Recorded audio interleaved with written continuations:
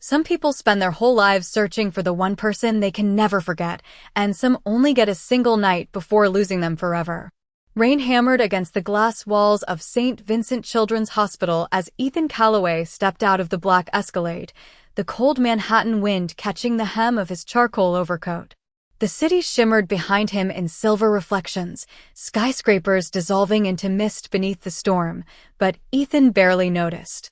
At 38, he had become the kind of man magazines placed on their covers beside words like ruthless, visionary, untouchable. His billion-dollar tech empire stretched from New York to Singapore. His penthouse overlooked Central Park. His schedule was managed down to the minute. Yet none of it had managed to silence the strange emptiness that had followed him for the last 5 years. The security guard rushed to hold the hospital doors open, offering the practiced smile people always gave powerful men. Ethan nodded politely before stepping inside the warm glow of the pediatric wing, where soft yellow lights replaced the cold glare of the storm outside. Children's laughter echoed faintly down the hallway, mixing with the distant rhythm of rolling medical carts and quiet conversations. Ethan adjusted the silver cufflink at his wrist as his assistant hurried beside him, listing donation figures for the hospital fundraiser taking place upstairs, but his attention drifted the moment a small body collided gently into his leg. "Oh no, I'm sorry, sir." Ethan looked down automatically, expecting a frightened child. Instead, his breath caught somewhere deep in his chest. A little boy stood before him, no older than 5, clutching a tiny toy airplane carved from wood. His curls were dark and soft beneath the fluorescent light, his caramel skin warm against the oversized navy sweater hanging slightly off one shoulder. But it wasn't the child's voice that froze Ethan in place. It was his eyes. Gray. The exact same storm gray eyes staring back at him from every mirror his entire life. The hallway noise faded into silence around him. Ethan felt something sharp tighten beneath his ribs as the boy shifted nervously and looked up again with heartbreaking familiarity. "Mom says running in hospitals is bad manners," the child added quietly. Ethan opened his mouth, but no words came out. Because suddenly, without warning, another face crashed violently into his memory. Emerald silk beneath rooftop lights. Deep brown skin glowing beneath Manhattan chandeliers. Soft laughter carried by summer wind.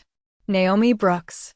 5 years ago, she had walked into his life for one impossible night and disappeared before sunrise, leaving behind nothing except the scent of jasmine perfume on Egyptian cotton sheets and a silver necklace, still locked inside the drawer beside his bed. Ethan had searched for her for almost a year after that night. Private investigators. Old gala lists. Hotel records. Nothing. It was as if she had vanished from the world itself. And now this little boy stood inches away from him holding the same gray eyes Ethan had spent his entire life trying to outrun. "Miles." A little girl's voice called from farther down the hallway. Ethan looked up just as another child appeared near the nurse's station, her tiny braids bouncing as she waved impatiently at the boy beside him. And then Ethan saw her. Standing at the end of the corridor beneath the golden hospital lights was Naomi Brooks, frozen completely still with a paper coffee cup trembling in her hand while the rainstorm outside darkened the windows behind her. 5 years disappeared in a single heartbeat. Naomi Brooks had imagined this moment 1,000 different ways over the past 5 years, and somehow reality felt far crueler than every version her mind had ever created. The paper coffee cup trembled between her fingers as she stood frozen beneath the warm hospital lights, unable to move while Ethan Calloway stared at her from across the hallway like a man who had just seen a ghost walk out of the rain. Her pulse pounded violently in her ears. Beside him, little Miles shifted awkwardly before running back toward his sister, completely unaware that the world around the adults had just cracked open. "Mom, can we go now?"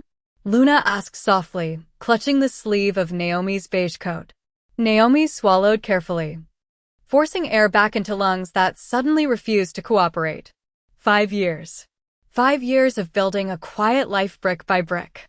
5 years of bedtime stories, crowded subway rides, double shifts at Brooklyn Children's Clinic, and tiny hands reaching for her after nightmares.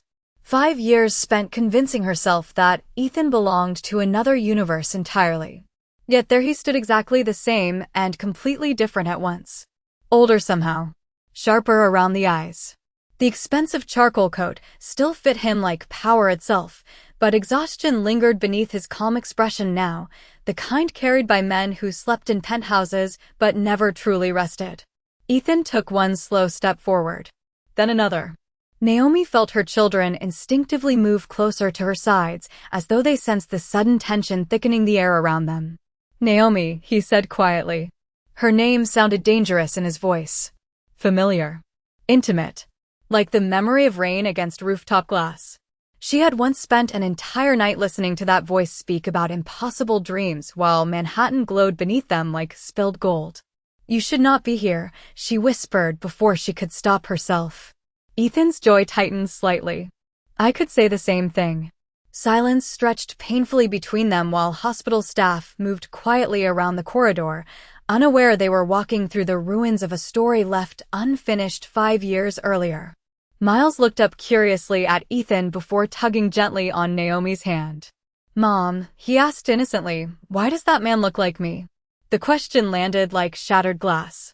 Naomi closed her eyes for one brief second as every carefully constructed wall inside her threatened to collapse at once.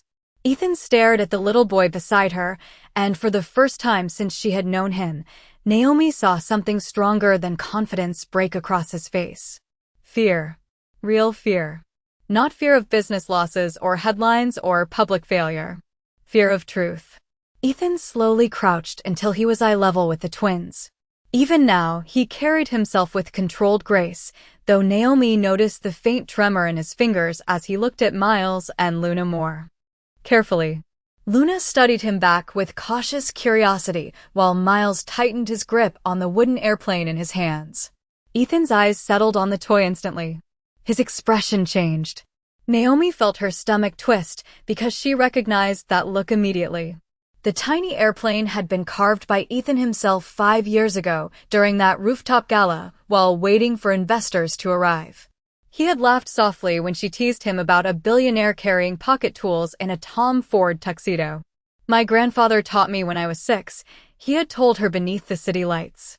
Sometimes building something with your hands reminds you who you are." And now an identical airplane rested in his son's small fingers. Ethan looked back up at Naomi slowly, his storm gray eyes darker than the rain outside. "They are mine," he said quietly. It was not a question. Naomi's heartbeat stumbled painfully as Luna leaned against her leg, and the hospital lights reflected softly across the polished floor beneath them. Somewhere outside, thunder rolled across Manhattan again, but inside the hallway everything had gone terrifyingly still. Naomi felt the weight of Ethan's words settle over the hallway like winter snow, silent and impossible to escape. "They're mine." The sentence echoed through every fragile memory she had spent 5 years burying beneath exhaustion, responsibility, and survival. Luna wrapped both arms around Naomi's waist while Miles stood protectively beside his sister, still clutching the small wooden airplane against his chest. Ethan rose slowly to his feet, his gaze never leaving the twins. Naomi noticed the exact moment reality truly reached him. It happened in his eyes first. The cold precision that had once made investors fear him began to crack beneath something rawer, something painfully human. Wonder. Grief. Regret. The children looked so small standing beneath the golden hospital lights, yet somehow they filled the entire corridor with their presence. Ethan swallowed carefully before speaking again. 5 years, he said quietly, almost to himself. Naomi folded her arms tightly across her coat, trying to steady the storm rising inside her. "This is not the place for this conversation." Ethan nodded once, but his expression remained fixed somewhere between disbelief and heartbreak. "You disappeared." Naomi's eyes flickered toward the rain sliding down the windows at the end of the hallway. "I had to." Ethan let out a slow breath, and she could almost see him struggling to hold on to control. 5 years ago, he had been untouchable. The kind of man who entered rooms and changed the temperature without raising his voice. But tonight there was something shattered beneath his calm exterior. "You could have told me," he said. Naomi finally looked directly at him then, and for one dangerous second the entire world dissolved back into rooftop lights and summer wind. "No," she whispered softly. "I could not." The silence between them deepened. Nearby, a nurse pushed a cart down the corridor while soft piano music drifted faintly from the hospital lobby downstairs. Ordinary sounds. Ordinary moments. Yet Naomi's heart felt dangerously unsteady because Ethan was looking at the twins the same way people looked at miracles they were afraid to touch. Luna tilted her head curiously before stepping slightly forward. "Mom," she asked quietly, "is he the man from the picture box?" Naomi froze. Ethan's brow furrowed instantly. "Picture box?" Miles nodded seriously. "The silver box under Mom's bed." Naomi closed her eyes briefly as warmth rushed painfully into her cheeks. She had kept the box hidden for years beside old hospital bills and winter clothes. Inside were tiny fragments of a life she never allowed herself to forget completely. A photograph from the gala. The silver necklace Ethan left behind. A folded cocktail napkin with his handwriting across the corner. And one picture printed secretly from a business magazine after discovering she was pregnant because she needed her children to someday know where they came from. Ethan stared at her carefully now. "You kept my picture?" Naomi hated how vulnerable the question sounded. She lifted her chin slightly, pulling herself back together. "I kept proof that you existed," she answered honestly. Ethan's expression shifted again, softer this time, and somehow that hurt even more. Before either of them could speak again, Miles tugged gently on Ethan's coat sleeve. "Are you rich?" The question startled Naomi so badly she almost laughed despite herself. Ethan blinked once before crouching slightly toward the boy again. "I guess some people would say that." Miles considered this seriously. "Mom says rich people usually forget important things." Naomi inhaled sharply, mortified, but Ethan surprised her by smiling faintly for the first time that evening. Not the polished smile from magazine covers. A real one. Small and tired and painfully genuine. "Your mother sounds smart," he replied quietly. Luna studied Ethan for another long second before offering him half of the chocolate cookie she had been holding since the waiting room downstairs. "You look sad," she said softly. Ethan stared at the cookie in complete silence.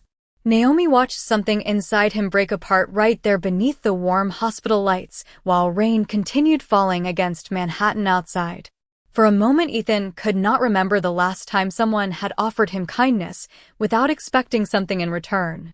Luna's tiny hand extended toward him patiently, the broken chocolate chip cookie resting carefully in her palm while hospital lights reflected softly across her warm brown skin. Ethan stared at the cookie as though it carried the weight of something far greater than sugar and crumbs. Naomi watched him from only a few feet away, her chest tightening painfully because she recognized that expression immediately. It was the same look he wore 5 years ago on the rooftop terrace when she told him she became a pediatric nurse after losing her younger brother to leukemia. Back then, Ethan had gone silent for nearly a minute before quietly donating $2 million to the children's wing of a hospital without telling anyone his name. Beneath the expensive suits and impossible wealth, there had always been something unexpectedly gentle inside him. That was what made leaving so difficult. Ethan finally accepted the cookie carefully. "Thank you," he said softly. Luna smiled proudly before hiding shyly behind Naomi's coat again. The simple interaction shattered. Something inside the hallway neither adult knew how to name. Ethan stood slowly, still holding half the cookie while his storm gray eyes lifted toward Naomi once more. "How long have they been here tonight?" he asked quietly. Naomi adjusted the strap of her worn leather bag against her shoulder. "Miles had a breathing treatment. The weather makes his asthma worse." Ethan's gaze instantly shifted toward the little boy beside him, concern replacing confusion with startling speed. "Is he okay?" The question came so naturally that Naomi felt her guard weaken for one dangerous second. "He is fine," she answered softly. "The doctors just wanted to monitor him for a few hours." Ethan nodded slowly, though his eyes never left the twins for long.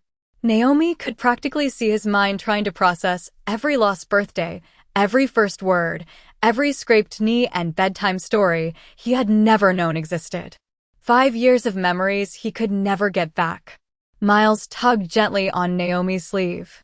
"Mom, I am tired." Naomi smoothed her hand over his curls instinctively before glancing toward the elevators. "We should go." Ethan looked up immediately. "Wait." The single word stopped her. Not demanding. Not cold. Just desperate enough to hurt. Naomi hesitated beneath the warm hallway lights while rain continued sliding against the hospital windows outside. Ethan stepped closer carefully, as though afraid sudden movement might make her disappear again. "Please," he said quietly. "Do not leave like this." Naomi looked away first, because hearing vulnerability in Ethan's voice felt far more dangerous than anger ever could. 5 years ago, she had left before sunrise because she understood exactly who Ethan Calloway belonged to. Men like him existed in worlds built from headlines, shareholders, cameras, and power. Worlds that devoured softness. Worlds that would never protect children born from one impossible night between strangers. But standing here now, watching him look at the twins with quiet devastation written across his face, Naomi suddenly felt exhausted by the weight of carrying everything alone. "I did not disappear to punish you," she said finally. Ethan's expression tightened. Slightly. "Then why?" Naomi's eyes drifted toward Miles and Luna. "Because when I found out I was pregnant, your family was everywhere in the news." Ethan went still. She continued carefully. "Your father was fighting federal investigations. Reporters were outside your company every day. Every article called your family ruthless. Dangerous." Ethan's jaw clenched faintly because he remembered that year perfectly. Endless scandals. Boardroom wars. Public humiliation. His father had nearly destroyed the company trying to protect their reputation. Naomi swallowed hard before meeting Ethan's eyes again. "I grew up watching rich men protect their last names before they protected people," she whispered. "And I could not risk my children becoming collateral damage inside your world." Ethan stared at her in complete silence while the twins leaned sleepily against Naomi's sides. Somewhere downstairs, thunder rolled softly across Manhattan again. Finally, Ethan looked toward the children once more before speaking so quietly Naomi almost missed it. "You should have at least given me the chance to prove you wrong." Naomi held Ethan's gaze for several long seconds, and somewhere deep inside her chest an old wound reopened quietly. 5 years ago, she might have believed him without hesitation. Back then, Ethan had looked at her like she was something rare in a world that no longer surprised him. She still remembered the rooftop wind catching the sleeves of his white dress shirt while Manhattan lights glowed beneath them like fallen stars. He had listened when she spoke. Really listened. Not because she impressed him, but because he seemed fascinated by the softness she carried so naturally into a world that rewarded coldness. That was what made leaving before sunrise feel like tearing out part of her own heart. "Mom?" Luna's sleepy voice pulled Naomi back to the present. The little girl rubbed her eyes gently before leaning against Naomi's side. "Can we go home now?" Naomi brushed her fingers carefully across Luna's braids. "Yes, baby." Ethan straightened slowly as though fighting every instinct inside him. "Where do you live?" Naomi's expression hardened slightly. "Brooklyn." Ethan nodded once, but she could already see the calculations happening behind his eyes. The businessman in him wanted answers. Addresses. Timelines. Facts. Yet the father standing in front of her looked almost afraid to ask for too much too quickly. Miles yawned loudly before looking up at Ethan again. "Do billionaires really have helicopters?" Ethan blinked in surprise. "Sometimes." Miles considered that very seriously. "That is cool." Naomi could not stop the small laugh escaping her throat. The sound startled both of them because it felt painfully familiar, warm against all the tension wrapped around the hallway. Ethan looked at her immediately, and for one dangerous second, she saw the man from 5 years ago again. Not the billionaire from television interviews. Not the polished face of Calloway Technologies. Just Ethan. Quiet. Thoughtful. Looking at her like she was still the only thing in the room worth noticing. Naomi looked away first. "The children need sleep." Ethan nodded slowly before reaching into the inner pocket of his coat. Naomi stiffened instantly, expecting a business card or some impossible display of wealth, but instead he pulled out a folded navy umbrella. "At least let me walk you to the car," he said softly. Naomi almost refused automatically. Independence had become instinct after years of surviving alone. But outside, the storm continued pounding Manhattan with sheets of freezing rain, and both children already looked exhausted. She finally gave a small nod. The four of them walked quietly through the hospital lobby together beneath soft golden chandeliers, while distant thunder echoed beyond the glass doors. Ethan slowed his pace naturally to match the twins' tiny steps. Naomi noticed the way Luna kept glancing curiously at him, and the way Miles moved closer every time Ethan spoke. Children recognized gentleness faster than adults ever did. Outside, the cold air wrapped around them immediately as rain splashed against the sidewalk in silver waves. Ethan opened the umbrella above Naomi and the twins without hesitation, shielding them carefully while his own coat darkened beneath the storm. Naomi stared at him briefly.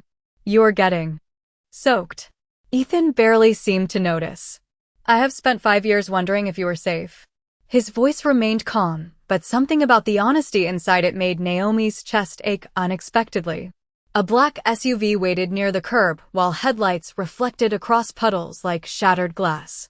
Naomi reached for the back door handle just as Ethan spoke again. "Naomi." She turned slowly.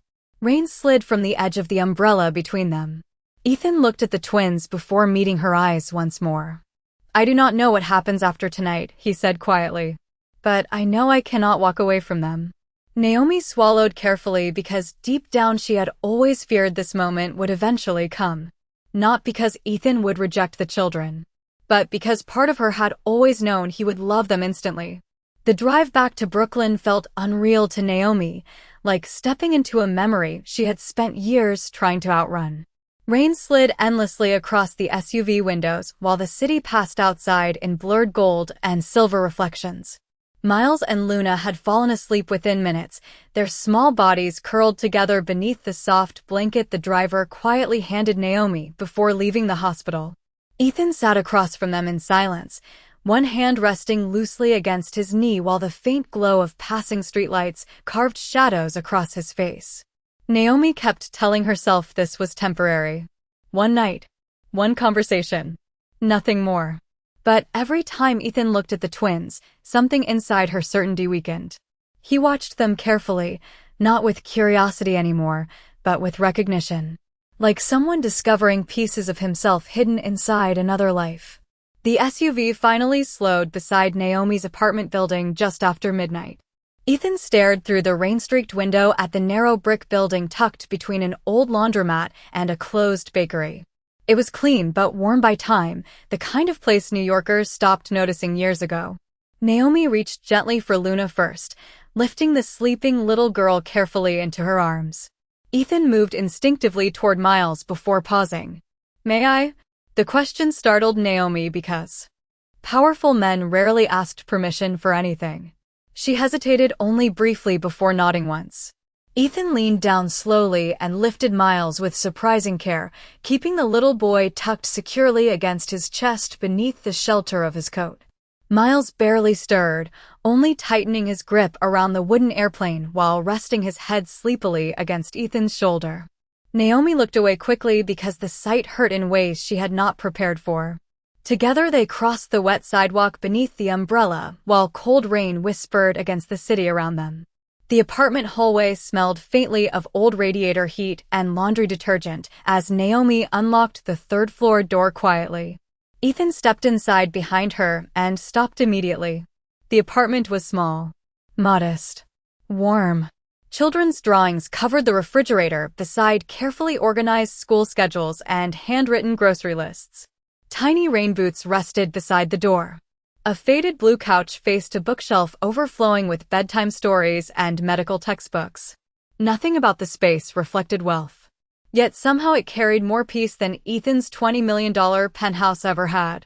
Naomi gently placed Luna into the bedroom while Ethan tucked Miles beside his sister beneath dinosaur blankets patterned with little silver stars. Ethan stood silently near the doorway afterward, staring at the twins sleeping side by side beneath the soft yellow glow of the nightlight. Naomi watched his reflection in the bedroom window. The billionaire who commanded boardrooms without blinking now looked completely undone by two sleeping children. Ethan finally spoke without turning around. They sleep like you. Naomi crossed her arms quietly. You remember that? Ethan gave the faintest smile. You used to curl toward the window every time it rained. The memory landed softly between them, intimate enough to make Naomi's chest ache. She stepped carefully back into the living room, needing distance from the dangerous tenderness growing inside the apartment. Ethan followed after a moment, removing his soaked coat slowly before noticing the framed photograph resting on the bookshelf beside the couch. Naomi's heart nearly stopped. It was an old picture from 3 years ago at Luna and Miles's preschool graduation. Both children smiled brightly at the camera while Naomi crouched between them beneath spring sunlight in Prospect Park. Ethan picked up the frame carefully like something fragile. You look happy, he said quietly. Naomi stared at the city lights beyond the rain-covered window. I built a good life for them. Ethan nodded slowly. I can see that. Silence settled around them again, softer now. Outside, thunder faded farther into the distance while Manhattan continued glowing beyond the storm. Then Ethan noticed something else resting beside the photograph. A silver necklace. The same necklace Naomi had left folded carefully inside his penthouse 5 years ago before disappearing before sunrise. Ethan stared at the silver necklace resting beside the family photograph as though time itself had folded backward. The delicate chain caught the soft apartment light with quiet elegance, the tiny moon-shaped pendant still scratched near the clasp from the night Naomi accidentally dropped it against the rooftop railing 5 years earlier. He remembered because he had fixed it himself while she laughed beside him beneath strings of golden lights and distant Manhattan music. Naomi noticed the exact moment recognition settled into his expression. Slowly, Ethan reached toward the necklace, but stopped just before touching it. You kept it, he said softly. Naomi wrapped her arms tighter around herself. I tried throwing it away once. Ethan lifted his eyes toward her. What stopped you? Naomi gave a faint, tired smile that carried far too much history inside it. Miles cried for an hour because he thought it was magic. Ethan looked back at the necklace again, and Naomi could almost see him trying to understand the strange invisible thread that had connected him to his children long before tonight. The apartment fell quiet except for rain tapping gently against the windows and the faint hum of the old radiator near the couch. Ethan finally set the photograph back carefully before walking toward the kitchen counter where children's artwork covered nearly every available surface. Finger paintings, crayon stars, handmade birthday cards, tiny traces of a life he had never seen. One drawing caught his attention immediately. A picture of Naomi standing between Miles and Luna beneath a bright yellow sun. Beside them stood a tall stick figure with gray eyes and dark hair. Ethan stared at the drawing silently. They drew me. Naomi leaned against the edge of the counter. Luna started asking questions last year. Ethan looked down at the childish handwriting beneath the drawing. My family. Something inside him shifted painfully. What did you tell them about me? Naomi hesitated. This question had waited quietly in the corners of her life for years. The truth. Ethan turned toward her fully now. Naomi held his gaze carefully before continuing. I told them I met a man who was kind to me during a season of my life when kindness was rare. Ethan's expression tightened slightly. That is all. Naomi nodded once. I never wanted them growing up angry. Ethan lowered his eyes briefly, and for the first time since arriving at the apartment, Naomi saw guilt settle visibly across his face. But they still grew up without a father. The words landed heavily between them. Naomi looked toward the twins' bedroom door before answering quietly. They grew up loved. Ethan inhaled slowly, absorbing every word. Outside, the storm had begun fading into softer rain while distant sirens echoed faintly through Brooklyn streets below. Ethan moved toward the window after a moment, sliding one hand into his pocket while staring at the city lights shimmering beyond the glass. Do you know what I did after you disappeared? Naomi stayed silent. Ethan gave a quiet laugh without humor. At first, I thought you regretted the night. He looked down briefly. Then I thought maybe I imagined the entire connection, because people like me are not exactly experts at real things. Naomi felt her chest tighten unexpectedly. Ethan continued softly.